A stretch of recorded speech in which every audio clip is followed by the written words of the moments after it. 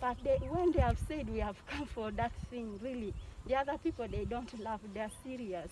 Kyokka bassente b'ebyalo balumiriza poliisi okuba nti yeevuddeko obubbi buno okweyongera mu kitundu. Tuleeta abasibe eyo balina ebyokulwanisa by'amaanyi, balina emmundu, tubakwata n'abasajja abatuyambako ne bagenda.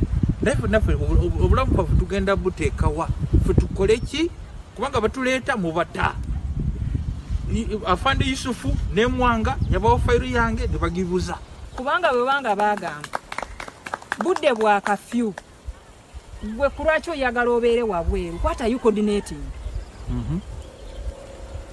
Nze ndi kubasuubiza muli bakulembeze wana abeerawo omuntu yenna nga akwatiddwa mu kiseera kino kubanga twagala tutereeza ekitundu temubagobere. Leka tusooke tubatwale basooke basaavinge n'abalala bakole kyo bafune ekyokuyiga. Kati nze nnyina anti wange ali mu kona eyo nebbo bagamba chairman yennyini ero sayina n'ekizindaalo balina sayini zaabwe ze bakola bakuba n'ebirebe abamu ne bagamba nti neighbor bw'oba owulidde nga ndeekaana naawe yongerako naawe mulala oyongereko n'oweeri oyongereko. Bagezezzaako kukozesa connection eyo okubanga bakutta ababbi mu kitundu. Wabula ye Kopro Godfrey Kithime akulira aba LDU alambuludde ku nsonga eno. Chairman zimbade mbasaba ndi obuzibu buno buzze buli mufufi netuna kwatira kulabe ndi talisi tumalo weche kizibu ekyo. William Mutyaba yakusakidde eggulire lino ku Lwabukedde TV. Boba ssentebe okuva ku byalo 17 ebiri mu luka gw'ekibuli mu division y'e Makindye bazize enkalala ezibawereddwa okwekebejja abantu abateereddwako nga bano babadde bagenda kufuna ssente za gavumenti lw'abantu ku byalo bye bakulembera okubula ku nkalala zino. Bassentebe bano okuva mu mbeera bagamba amannya agali ku nkalala zino abantu abaliko be bali obulungi ate bba abali obubi tebaliiko. Bino bituukiddwako mu lukiiko lw'abassentebe okuva mu luka gw'ekibuli okuva mu byalo 17 wakati mu kwevuma enkola eno egendereddwamu okubavumaganya eri abantu be bakulembera. Chairpersons jo abasinga nga area councillors batukubidde omulanga nga bagamba nti enkalala zirimu abantu abatategeerekeka ate abatali ba mu kitundu nga twebuuza ani yakoze enkalala ezo. Zoni yange terabikideko ddala sina na kyenyiza kubalaga kyolukala luno n'ekyokwogera sikirina. Sikkiriziganya na kintu ekyo kye baakoze era sigenda na kuteekako mukono. Abantu abasinga okuba obubi abo tebafune ddala mukisa ate nga bali obulungiko abamu oba olyabwe bategedde ngamu abatono nga bo balina ki bobo we bali. Zone ezitalina abantu ku nkalala kuliko Nakibinge Zone, Green Hill Institution Zone, Lubaga Zone n'endala. Bano nga bakulembeddwa mu Livingstone, Serimone Kawoya Yusuf ssentebe wa Market Zone A atulambuza abantu abali obubi abatali ku nkalala. Abantu batuvuma chairman kati abantu tuwadde katugenda kola tutya. Ese bizalenga zijja before financial year. Well, let's try to solve it. Kwamba papia naffe. Naffe balabe mtu anaffe tutambula naffe tuli muntu wa wansi. Babadde bazze ku office abasentebe okukebera amanya kibabuuseko okulaba nga tebaliiko. Engeri emu ne bassentebe b'omuluka gw'e Katwe 11 mu ggombolola y'e Makindye wano mu Kampala bakungaanidde ku ssomero lya Katwe Primary School gye bakumaganidde empawa olw'enkalala ezaabaweereddwa ku byalo byabwe eziraga abantu abagenda okufuna ensimbi za gavumenti ng'abamu tebaliiko. Entebe bagamba nti enkalala ze baagoberedde ze zaakozesebwa mu kugaba emmere mu muggalo ogwasooka nga kati n'abasinga baavaamu dda mu bitundu byabwe. Walaba jenda yafulumizza ebifu ate nga tebatutaddeemu olw'ebesawo n'ate kati ffe tugamba okuwandiika jenda yatuwadde obuyinza obuddamu okuwandiika ebintu ebyo. Kansala Kiggwe Roni ategeeza nti abatuuze baamutuukirira nga bamubuuza ekigenda mu maaso kyokka nga n'amannya agajjiddeko tebaliiko. Abatuuze 15 abo kuliko omu yekka gwe tumanyi, abatuuze abo tetubamanyi. Ekyo tekiri mu kyalo kimu, kiri mu luka gonna. Asinga banoonya mmere ya leero era kiba kizibu nnyo kuwaako ono n'otazifaanagana. Ebyo nga biri bityo Ssembatya Richard Ngono ye kansala akiikirira abaliko obulemu mu ggombolola y'Empata ekisangibwa mu disitulikiti y'e Mukono agamba bakiikirira basanze akaseera akazibu olw'okwerabirwa mu nteekateeka ez'enjawulo nga mwotadde n'okugemebwa COVID-19 n'asaba enteekateeka eno okusembesebwa okumpi abaliko obulemu. Ninamu abantu abatawulira ne bano abalema ab'ebigere basaba ne bannyabo abawuliriza ku Kede TV sikuliza naye abagiraba mbadde nsaawasabi n'obuwombefu bannange sibakaka Katonda basobola okukwatako emitima bapasita balevulandi na mwenna nga tusaba ku buyambi bw'abantu abaliko obulemu mu ggombolola y'empata banga COVID tuyisiza bubi era nga mu mbeera y'emmere ne mu mbeera yonna ey'enjawulo. Sembati abadde akyaddeko ku kitebe kya Vision Group wano mu industrial area okusaba gavumenti okudduukirira abantu kubayamba okuyita mu mbeera eno ey'omuggalo. Essimu yange eri 0705 58 39 94. Mu kulikeeyo nnyo abasasi baffe batalina bbaluwa zibakkiriza kuyingira mu kibuga bakwatiddwa. Ku mulundi guno bataddewo n'emiguwa okutangira ababadde bayita panya. Buli lukya ab'ebitongole by'okwerinda bongera okunyweza okulaba nga bakendeza omugettoka mu kibuga Kampala. Enkya ya leero ab'ebitongole by'okwerinda bakedde kusiba migwa mu kibuga Kampala kumpi okwetooloola enguudo zonna n'ebikubo ebiyingira mu bizimbe eby'enjawulo. Abasuubuzi abakedde okunoonya ekikumi basanze akaseera akazibu nga tewali musuubuzi yenna wadde omuntu akkirizibwa kuyita ku mugwa okuggyako ng'alina kkaadi y'ekitongole mwakola oba kkaadi y'omulimu gy'akola ng'ate eriko sitampu y'owa LC. Gavumenti yeeraga nti era muntu gweyagala kujja eno ensonga naffe twekwatiddemu tuleme okuddamu kusobya oba kukola nsobi okwefaananyako kiri ekyaliwo ku Lwomukaaga ku makya. Kye bakola nze ŋŋamba kiringanga kwagala kusa kubanga mulimu abantu nga akedde bambi ayagala kunoonya kyakulya alina abaana ewaka nga yandibadde ajja n'afuna akasente bambi agenda abeezewo amaka ge.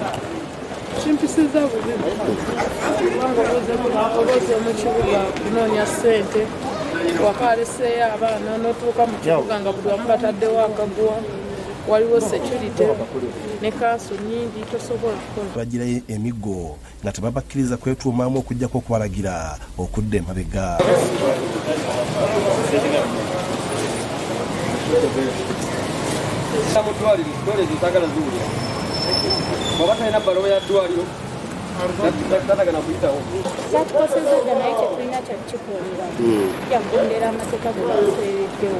Tutaddemu sente zaffe bakazi nebamufuna mpola tweyiya nera olaba tukutte bikopo wano tetulina kyakukola. Bagamba mbuki? Bagamba tetutya mu Kampala tetulina kyakulya waka. Ekisookera ddala tebatuwadde kasente tuwadde ku mmere tukaza tusanzeyo bakazi baffe tujje tweyiye. Nze William Buyondo Kulabukedde TV1. Yo enkuba ebadde mu kibuyaga ow'amaanyi egoyezza abatuuze mu disitulikiti ey'Emityana emenya amayumba gaabwe n'okwonoona ebirime nga kati basabe bekikwatako okubadduukirira. Abatuuze ku byalo okuli Kabyuma ne Lulumba mu luka gw'e Kanyanya mu ggombolola y'e Malangala mu disitulikiti y'Emityana be basinze okukosebwa ng'amaka gawerako tebakyalina we basula. Abatuuze bagamba nti abamu ku bo bawonye okufiira mu mayumba kubanga abadde bagenze kubagiza munnaabwe yabadde afiiriddwa. Omuntu eyabadde ku neeno alina engeri gyawuguddemu abantu ne bagenda eri ate nyumba zagenze okugwa nga batebaliimu twawonye okuba nti twabaddewo tuyinza kuba twategeeza bafiirwa yasenga twabaddemu twabadde tufiirwa.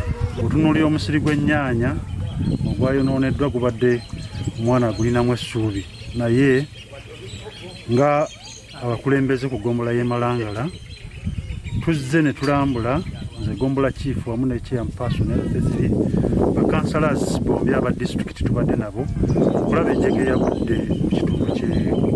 abalala babadde awakolola bye nga bitabuse ne badduka. Kati abatuuze abasigaza ennyumba be basuza bannaabwe. Saarongo Henry Kaweesi ssentebe w'omuluka guno nga naye y'omu ku baafiiriddwa ebintu agamba nti ku kyalo kino baabadde bafiiriddwa nga bagenze kususa ku bannaabwe. Enkuba we yatonyedde nga kye kibawonyezza. Enkuba yatonnye nereeta kibuyaga omuyitirivu gutakyatudde n'okulabako. N'olwekyo nze nga omukulembeze nkubiriza abantu b'ekitundu okwongera okusimba emiti kubanga ekyamazima emiti gituweddeko n'okwongera okuzimba ennyumba obola nga tutaddemuko ku seminti awerawerako olw'okubeera nti tusobola okwetangira wakati abaganga kano. Nsaba gavumenti etudduukirire ku buyambi twasigadde tweyaguza lujjo. No kati guno mulundi gwakubiri tusaba nno batuyambe gavumenti etuyambeko kuba twakosebwa luli enju z'abantu ne bakosebwa nakati era kyekimu enju z'abantu zigudde. Tusaba wabeewo okuweebwa ku nsigo. Mu kiseera kino abatuuze basobeddwa nga bangi tebalina wakusula kw'ossa ekyokulya. Abakulembeze b'eggombolola y'e Malangala okuli ssentebe Nancy Busuulwa balambudde ebyalo bino ne basuubiza nti bagenda kusindika y'abakugu bakola alipoota. Basaasidde abatuuze abakoseddwa enkuba. Luka Kajiri yakusakidde guno ku Lwabukedde TV. Kyekikangabwa kibuutikidde abatuuze b'e Lusaka Kaliisizo mu ggombolola y'e Rankoni mu disitulikiti ey'Ekyotera omusuubuzi omututumufu era omulimi bwe yeetuze mu ngeri ereeta abafamire n'abatuuze nga bawuniikiridde. Bano basigadde beewuunya ensonga emwetuzizza. Gonzaga Kibalama w'emyaka 55 ng'abadde mulimi wa mwanya omututumufu era omusuubuzi w'ebirime hardware n'edduuka erisuubuza omwenge mu katawuni k'e Lusaka Kaliisizo ye yeeyimbyemu omugwa ne yettira mu musiri gwe ogw'emmwanyi ku makya ga leero. Okusinziira ku mukyala we Stella Namakula ba yasuza akulungutana nga bwafuluma ennyumba nga babuuliranga bw'alina ebizibu naye ne bamulemezaako amaaso olwo we bukedde ku makya n'abeemululako n'essimu ye n'agijjako nga bagenze okuddamu okumulaba ng'alengejera ku muti.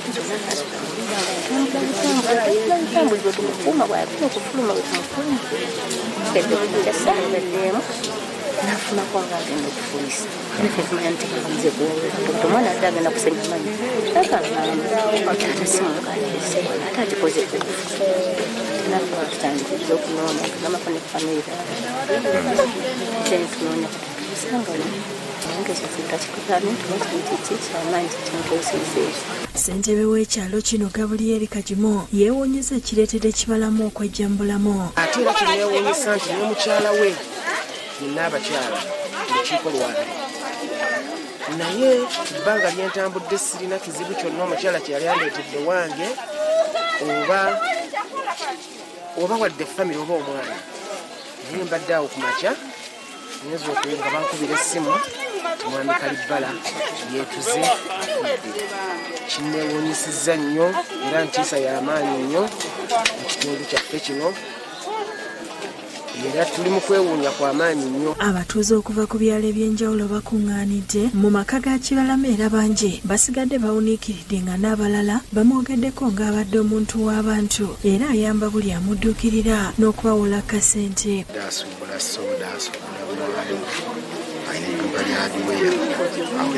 Omusajja abadde musajja eyeegombesa ng'era mukozi abadde muntu w'abantu era nga bwemutuukako talina kundi era obamugaa nti njagala sente mwani adde musuubuzi ng'akuwa sente. Ye mutuuze abadde atuukirwako ng'ofunye ekizibu mu budde oba kiro oba misana oba ku makya kati yeeganya muntu yenna naye nga talina mutawana musajja esi bwetyo naye nga tebamusi. Poliisi okuva ku kitebe Kaliisizo ne Lusaka etuuse era abafamire ne baleeta omujju akoze obulombolombo obukolebwa ku muntu abeera yeetuze n'oluvannyuma n'aweebwa sseggwanga n'atambula mu kungujo n'ava mu kifo kino n'enkoko ye n'omuggo gwakozesezza. Omulambo oluvannyuma gutwaliddwa mu ggwanika ly'eddwaliro erya gavumenti e Kaliisizo okwekebejjebwa ng'okunoonyereza bwe kugenda mu maaso. Mulye wa John Bosco yakusakidde eggulire lino ku Lwabukedde TV. Neggulire eryo nkusaba tuwumulemu katono n'oluvannyuma tukomewo n'amalala mangi.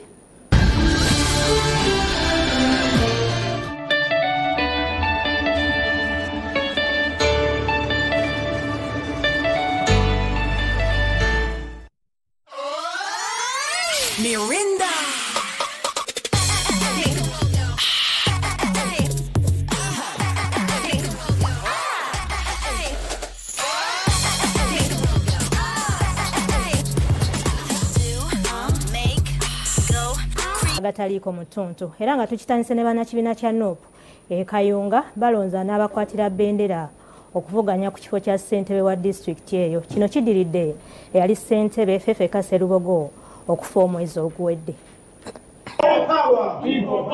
Oluvannyuma lwa ssentebe wa disitulikiti Kayunga Muhammad Ffeffeka Sserubogo okufa gye buvuddeko bannakibiina kya NUP ab'omu ssaza ly'Entenjeru South batudde ne bayisa ekiteeso ekiwagira Harriet Nakwedde Kafeero nti omutuufu okubakwatira bendera mu kalulu akasubirwa essaawa yonna. Tumutemere ettafaali erisoboka abenga atukulembera Mukanga disitulikiti. Bakulembeddwa Isma Sentongo ne Dennis Bwabyembowa nga bagamba nti ab'ebibiina okuli anti-DP n'ebirala bakkirize nti NUP esimbawo Nakwedde tebajja kusimbawo balala. Temujja ekifalode kibale kyaffe mutulekefu teke buteesi bwaffe akulembere ki disitulikiti yaffe kubanga nemunajja. Nakwedde yavuganyako ne Aida Nantaba ku kifo ky'omubaka omukyalo w'e Kayunga. Bamwogeddeko nga munnabyabufuzi atakyukakyuka era nga bamwinamu essuubi nti nga bwe yali ku disitulikiti ng'akulira ebyenjigiriza alina obumanyirivu obumala okugikulembera. Nendowooza nti singa ate tumuteekako waggulu ku level eya waggulu omukyala agenda tukola bulungi. Ensonga endala nze mulabanga nti omukyala abadde n'obwerufu mu service delivery. Ekisooka y'omuntu aterya ntama, y'omuntu ayimirira ku nsonga. Bakadde bange mwenna abali eyo bannakayunga n'abageza Kayunga ebirungi mutonge tuteramu essaala tuteeke omuntu ali Nakwedde Kafeero tumulabyemu essuubi era twagana mmwe bannaffe abali eyo nammwe mulamu essuubi. Tubeere omuntu omu tukkiririze mwoyo agenda okutunula. Nakwedde Harriet Kafeero atundika ku katale tadiba kubanga wakufuwako bufuyi nfuufu takyetaaga kumwogerera yeyogerera yekka. Basabye abakulira NUP ku mutendera ogwa waggulu nabo okumuwandako eddusu awangula akalulu kano ng'ekiseera kituuse. Sawulo w'okulira yakusakidde gweno ku Lwabukedde TV.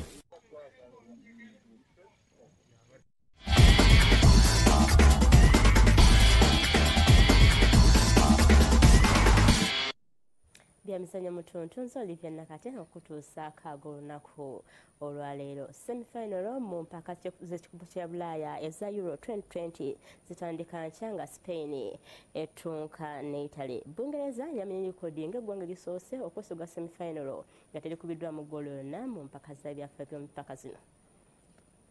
Euro 2020 nga wagiddwa. Get yourself a StarTimes antenna decoder at only 39,000 shillings or a dish full kit at only 99,000 shillings. Decoder comes with 1 month free of highest bouquet. To order for decoder, please call 0317 117 777. Ku lw'omukaaga oluwedde Bungereza lyafuuse eggwanga eryasoose mu byafaayo okwesoga semifayinolo z'empaka ez'ekikopo eky'amawanga ga Bulaaya eza Euro 2020 nga terikubiddwamu ggoolo n'emu. Bungereza nga StarTimes ku mitwalo 39 gyokka olunyumi lw'emipiira egya semifayinolo ezitandika enkya nga Italy etunka ne Spain ng'ate Bungereza ezannya Denmark ku lwokusatu osasula emitwalo 2 gyokka omwezi olunooyingira mu kazannyako okuwangula ebirabo ebibalirirwamu obukadde 2 eza Uganda. Kuno kuliko okuwangula obukadde 10 ez'obuliwo boda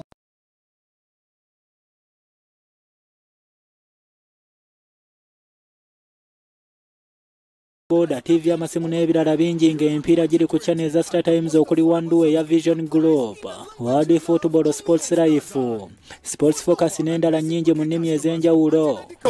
Simply subscribe at 20,000 shillings for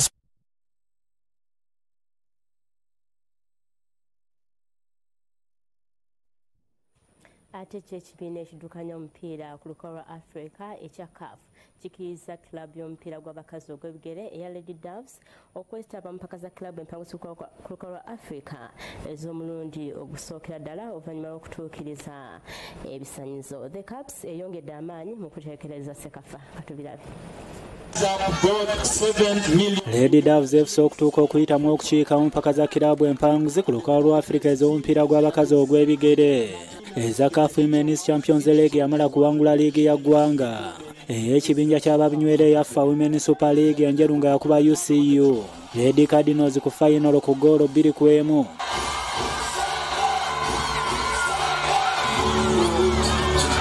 ebbaluwa evudde mu kibiina ekiddukanya omupiira ku lukalu lwa Afrika ekya CAF eraze nga kikkiriza Red Devils okukiika mu mpaka zino oluvannyuma lw'okutuukiriza ebisaanyizo byonna. Ekisookera ddala kitegeeza nti CAF byatusaba twabituukiriza. Ekyo kiraga nti Red Devils tugenda professional kubanga ebintu byali bingi nnyo CAF byali yeetaaga naye nga tukwasiza wamu ne FUFA tosobola okuba nga tubituukiriza. Empaka ez'akamalirizo zaakubeera mu ggwanga lya Misiri wabula nga Red Devils yakusooka kwetaba mu mpaka ez'okusunsulamu ezigenda okubeera mu ggwanga lya Kenya okuva ng'ennaku z'omwezi 17 omwezi guno okutuusa nga lumu omwezi ogujja. Ttiimu yaffe eri prepared because okuva ffe tetwawumula nnyo oba tetwagenda nnyo mu ggandaalo.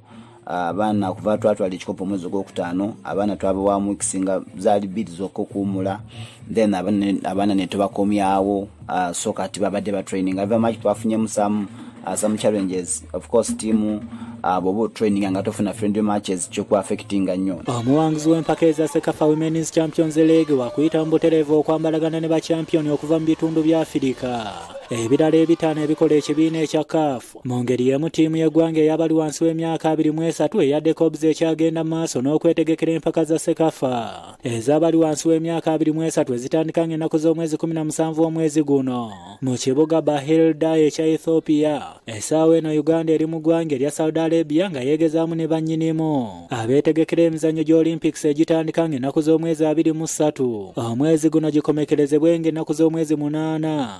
Omwezi ogujja mu kibuga Tokyo ekya Japan omupiira ogwasoose The Cobs yalimaganye ne Saudi Arabia nga tewali alengedde katimba ka munne nga bano baddiŋŋana leero. Empaka za Sekafa ez'abali wansi w'emyaka 23 zaali zirina kutandika ng'ennaku z'omwezi 3 omwezi guno okutuusa nga 18 wabula olw'amawanga agamu okuba nga gaali tegeetegese olwa COVID-19 ne zongezebwayo.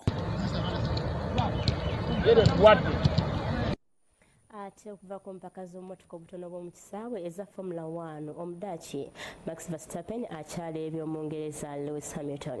Kino kijjidde Verstappen okuwangula empaka za Australian Grand Prix n'aweza obubonero 182 ate nga Lewis Hamilton yamalidde mu kyakuna ng'alina obubonero 150.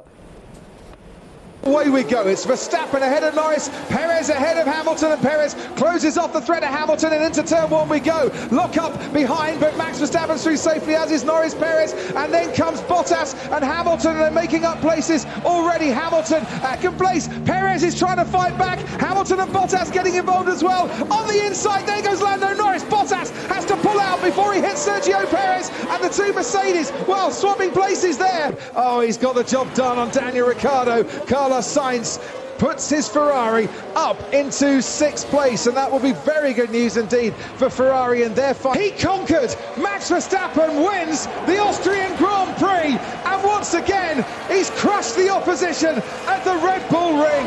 It's going to be Valtteri Bottas for Mercedes coming home in 2nd place, and a timely 2nd place finish for a man who likes a podium here in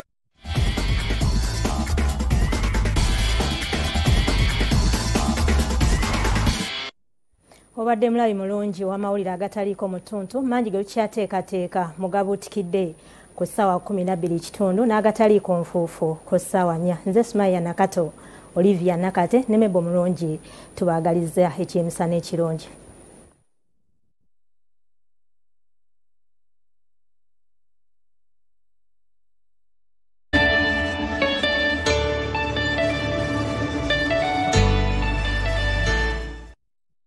Wondered why Royco Mchuzi Mix makes the most delicious stew? I sourced 16 natural ingredients from across the country